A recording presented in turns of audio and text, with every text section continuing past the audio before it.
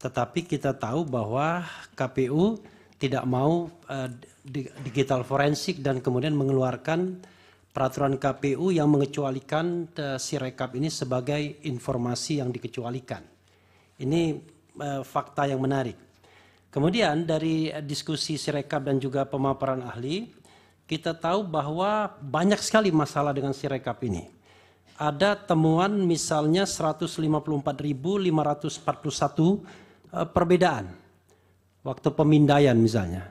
Saya mendengar tidak hanya 154.000 sekian itu, karena memang Sirekapnya akhirnya ditutup. Ada yang mengatakan sampai 400.000 kali dan lain sebagainya untuk menggambarkan kacaunya Sirekap. Tapi persoalannya adalah, yang surprise itu adalah kenapa Sirekap yang kacau itu tiba-tiba confirm sama hasilnya dengan hitung jenjang manual. Sama-sama 58%. Kan logikanya kalau satu kacau, nggak mungkin sama dengan yang benar kan? Itu satu yang harus dijawab.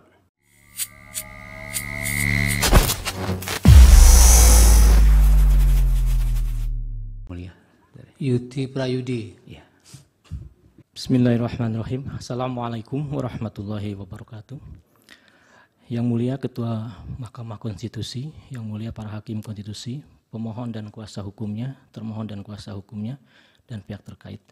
Izinkan saya berdiri di sini sebagai ahli, khususnya bidang keahlian saya adalah bidang IT dan digital forensik. Silakan lanjut. Inti poin yang ingin kami sampaikan itu adalah beberapa hal, bahwa sesungguhnya Sirekap adalah bagian dari komitmen KPU dalam hal penggunaan teknologi informasi untuk mendukung terpenuhinya prinsip-prinsip dasar demokrasi pemilu dalam bentuk keadilan, transparansi, akuntabilitas. Kemudian seharusnya kualitas dan keadaan teknologi yang digunakan dalam proses pemilu, baik sebagai alat utama ataupun sebagai alat bantu, harus dibangun dengan standar kualitas yang tinggi. Kemudian, namun di dalam implementasinya, kami melihat bahwa Sirekap dalam pemilu 2024 ini tidak memenuhi kualifikasi sebagai sistem yang kredibel sesuai dengan yang diharapkan. Implementasi Sirekap di lapangan memuat banyak keganjilan yang mengarah kepada terfasilitasinya kecurangan dalam pemilu. Dalam hal ini KPU sudah lama menerapkan digitalisasi berbasis teknologi informasi dalam beberapa siklus pemilu sebelumnya. Namun selalu timbul permasalahan dalam implementasinya sehingga bisa menimbulkan kecurigaan bahwa jangan-jangan sistem IT dalam proses pemilu digunakan untuk sarana kecurangan. KPU telah menyebut bahwa Sirekap sebagai alat bantu untuk hitung suara pemilu. Tapi dalam persepsi teknologi informasi, sistem informasi, Sirekap seharusnya menjadi alat utama untuk validasi dokumen sebagaimana telah diimplementasikan oleh banyak negara. Penggunaan Sirekap adalah langkah utama untuk menjaga integritas pemilu, juga untuk mempercepat verifikasi dokumen dan memudahkan akses terhadap data. Beberapa hal terkait dengan Sirekap juga, bahwa walaupun sebagai penyataan sebagai alat bantu ini, sebenarnya kami melihat itu sebagai sisi aspek hukum, karena kalau dari sisi teknologi seharusnya Sirekap adalah alat utama, karena di dalam Sirekap itulah semua data terkait dengan rekapitulasi tersedia dan juga menjadi alat untuk publikasi sebagai bahan transparansi kepada publik. Nah, dalam melakukan analisis ataupun juga menyampaikan beberapa keganjilan, kami mengambil pola pandang sebagai ahli forensik, ya, bahwa dalam forensik itu kalau melihat sesuatu kita melihat gejala, kemudian selepas itu kita melihat analisa. Dalam hal ini, next. Kami melihat ada beberapa hal yang kami sampaikan sebagai identifikasi, bahwa ada fakta-fakta di lapangan yang kami tangkap tanpa ada analisis tertentu dengan teknologi informasinya. Kemudian juga ada beberapa keganjilan yang kami identifikasi dari sistem informasi pemilu itu sendiri, ya, terdiri daripada analisa mengenai DPT yang disampaikan kepada para partai, kemudian juga terkait dengan mobile apps-nya, terkait dengan back-end, front-end, atau portal pemilu itu sendiri, serta beberapa identifikasi yang kami temukan terkait dengan form C hasil. Nah, salah satu fakta di lapangan itu adalah banyaknya masukan, kemudian juga laporan dari masyarakat terkait dengan berbagai macam keganjilan, kejanggalan implementasi Sirekap ya, dari mulai kesalahan hitung, angka yang tidak akurat, ya, kemudian penjumlahan dan berbagai hal terkait dengan fakta di lapangan. Kemudian juga kami melihat tampilan Sirekap itu sendiri ya. Jadi kalau dalam catatan kami berdasarkan web arsip, pertama kali tampilan data Sirekap itu adalah pada hari pencoblosan itu 14 Februari jam 18.30. Itu sudah menampilkan angka 5% keseluruhan dengan posisi kurang lebih ada di angka seperti itu ya. Jadi maksud kami itu 2x, 5x, 1x itu adalah kurang lebih angka di angka itu. Dan angka-angka ini selama dalam beberapa waktu ke depan itu tidak mengalami perubahan. Jadi seolah ada hal yang konsisten di dalam angka. Sementara data-data yang terverifikasi, yang tervalidasi itu bergerak persentasenya. Kemudian dan dalam hal ini Sirekap dipandang oleh KPU sebagai salah satu alat untuk publikasi. Karena walaupun ada anomali, KPU menyatakan tidak akan melakukan penutupan karena itu merupakan salah satu alat untuk menyampaikan publikasi kepada publik. Kemudian hal lain yang kami temukan terkait dengan sistem informasi itu sendiri ya. Nah, dalam hal informasi ini kami perlu menyampaikan sedikit ilustrasi bahwa garis besar daripada sistem Sirekap yang kami tangkap itu adalah pertama ada DPT yang diserahkan kepada partai, kemudian ada sistemnya sendiri yaitu ada mobile apps, kemudian ada sistem back-end servernya KPU, kemudian ada sistem front-end yang kemudian tampil sebagai hasil yang terpublikasi. Nah, dari poin-poin ini ada beberapa hal yang kami tangkap sebagai keganjilan. Yang pertama itu adalah dari DPT yang diserahkan kepada partai itu kami melakukan proses filtering dengan data basis terkait dengan beberapa hal yang seharusnya tidak muncul ya, misalnya usia yang di bawah 17, di atas 100, kemudian data berkaitan dengan lokasi ya. Sehingga kalau dikumulatifkan itu ada data-data yang bermasalah sebesar kurang lebih 86.433.730 data ya, kumulatifnya. Kemudian yang kedua analisis terkait dengan aplikasi mobile ya. KPU sudah meluncing aplikasi mobile ini beberapa tahap ya, dan kami mencoba untuk melakukan reverse engineering terhadapnya. Ada beberapa catatan di sini bahwa sebelum dilakukan launching secara publik itu telah melakukan proses disebut dengan staging, yaitu proses untuk melakukan simulasi, kemudian juga mungkin uji coba ya.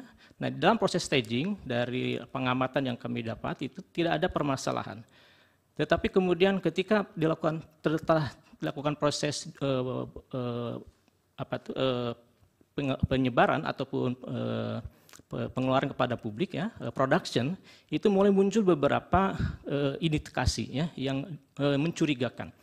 Antara lain itu bahwa pada staging awal ya, ketika dilakukan uji coba itu masih tercatat bahwa satu akun user yang diwakili oleh username, email maupun password itu hanya dimiliki oleh KPPS dan KPK atau PPK ya. Tetapi pada versi berikutnya yang sudah di launching pada tanggal 10 Februari itu muncul tambahan-tambahan kode. Nah, tambahan-tambahan kode ini ternyata setelah kita analisis itu memungkinkan satu device bisa multi user ya, kemudian multi wilayah yang jauh berbeda dengan proses staging. Nah, ini memungkinkan satu orang bisa login di beberapa device ya. Di sisi lain juga di versi yang terdeploy ataupun terproduction pada tanggal versi 241 itu ada temuan mengenai bypass security ya. Nah, bypass security ini berdampak kepada hilangnya data integritas dari file yang diunggah. Sedangkan integritas file itu menunjukkan keaslian. Kemudian berikutnya dari sisi back end authentication ya, bahwa suatu sistem itu sangat dipengaruhi oleh bagaimana proses autentikasi. Jadi siapa yang boleh masuk, siapa yang bisa mengakses.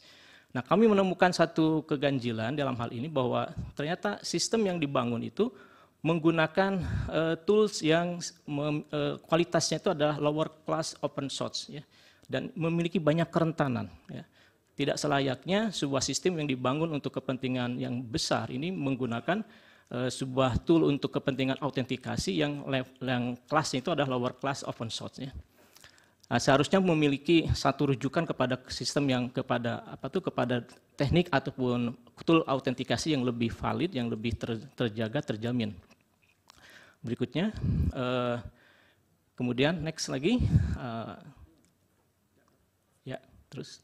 Nah, kemudian dari catatan ini sekalian ada, jadi harusnya salah satu acuan itu ada kepada data dari Gartner, ya, data yang sudah menjadi rujukan dari semua pengembang sistem informasi mengenai autentikasi ini. Ya.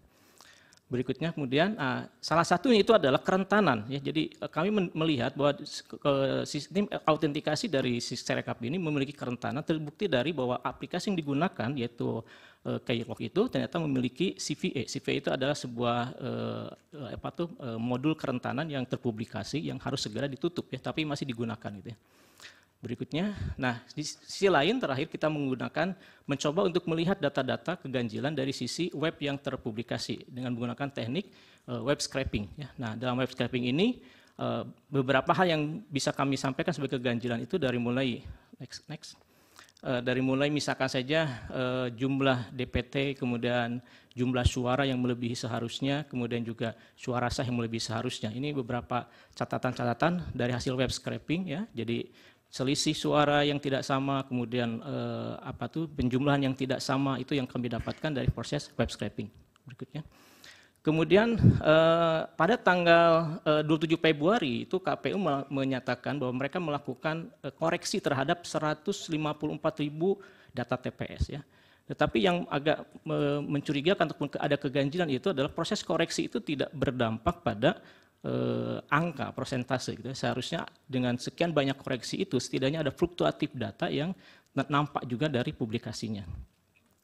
Kemudian next lagi, dan salah satu yang terakhir yang kami identifikasi sebagai ganjilan itu adalah ketika kami mencoba untuk melihat data yang kami download yaitu C1 hasil, dan dari proses identifikasi mengenai data tersebut, salah satunya yang mencurigakan kami itu adalah terkait dengan ada nama yang sama ternyata tanda tangannya berbeda. Ya, itu bisa terlihat dari ketika kita mendownload data C1 hasil tersebut, kita kemudian verifikasi nilainya ataupun tanda tangannya.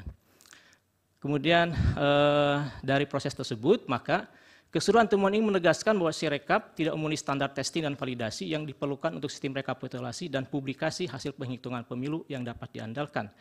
Nah, kondisi ini dibuktikan dengan banyaknya kelemahan dalam keamanan, integritas, dan kehandalan sistem yang berdampak pada terfasilitasinya kecurangan dan akan mengganggu integritas proses pemilu secara keseluruhan. Saya kira itu yang mulia sebagai gambaran mengenai paparan kami mengenai beberapa isu mengenai keganjilan yang dapat kami tangkap dari implementasi Sirekap. Terima kasih Pak Yudi. Dari kuasa hukum ada yang mulia. Terima kasih. Soal Sirekap ini kadang-kadang sering dikecilkan sebagai hanya alat bantu. Tetapi kita tahu bahwa KPU tidak mau digital forensik dan kemudian mengeluarkan peraturan KPU yang mengecualikan Sirekap ini sebagai informasi yang dikecualikan. Ini fakta yang menarik. Kemudian dari diskusi Sirekap dan juga pemaparan ahli, kita tahu bahwa banyak sekali masalah dengan Sirekap ini. Ada temuan misalnya 154.541 perbedaan. Waktu pemindaian misalnya, saya mendengar tidak hanya 154.000 sekian itu, karena memang Sirekapnya akhirnya ditutup. Ada yang mengatakan sampai 400.000 kali dan lain sebagainya untuk menggambarkan kacaunya Sirekap. Tapi persoalannya adalah, yang surprise itu adalah, kenapa Sirekap yang kacau itu tiba-tiba confirm sama hasilnya dengan hitung jenjang manual. Sama-sama 58%. Kan logikanya kalau satu kacau, nggak mungkin sama dengan yang benar kan? Itu satu yang harus dijawab. Kemudian, sejak kapan ahli melihat pertama kali komposisi 24%-an ya, 58%, kemudian 17%-an itu di dalam Sirekap. Dan tadi kan ada presentasi yang mengatakan tidak berubah dari awal sampai akhir. awalnya kapan, akhirnya kapan, dan terhadap angka yang berapa persen. Termasuk ketika ada perubahan-perubahan yang ratusan kali, kenapa tidak berubah juga 58% itu? Itu yang menarik juga. Kemudian tadi tidak eksplisit sebenarnya, kita menginginkan potensi-potensi kecurangan yang bisa dilakukan dengan Sirekap ini. Karena terus terang yang mulia kami menganggap bahwa Sirekap itu alat pandu memang. Alat bantu, tapi alat bantu kecurangan. Itu saja, makasih. Ini yang terakhir apa, pertanyaan atau pernyataan ini? Saya kan tanya potensi kecurangannya di mana, karena dalam dalil kami itu alat bantu memang, tapi alat bantu kecurangan. Iya. Berarti bukan pertanyaan ya. Yang terakhir tidak usah dijawab nanti. Ada pertanyaannya kan potensi-potensi kecurangan di Sirekap itu.